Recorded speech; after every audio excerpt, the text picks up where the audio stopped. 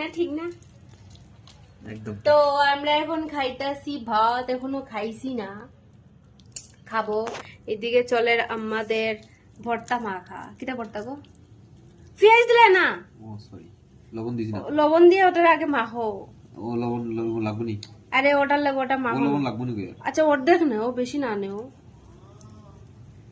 তো এই দেখো আমাদের ভর্তা মাখা চলছে, আমার সন্টামনা মাখছে। আর এই হচ্ছে আমাদের কি দেখো কিটা কিটা নাম বলে দিছি।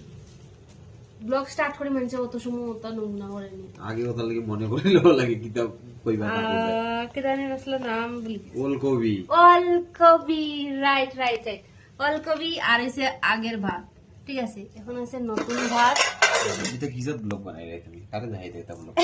আচ্ছা ইয়া, তখন আমরা ভাত খেতে বসবো। আর এই দেখো আমি নেল পালিশ লাগাচ্ছি কত সুন্দর করে।